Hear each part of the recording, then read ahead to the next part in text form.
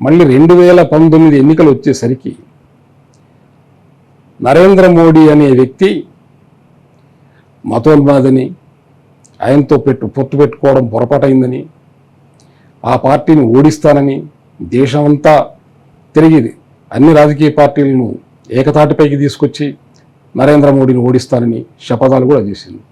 చివరికి నరేంద్ర మోడీ గారి వైవాహిక జీవితం మీద కూడా కామెంట్లు చేయడానికి వెనకాడలేదు ఆయన. ఎన్నికలు అయిపోయినాయి, ఓడిపోయింది.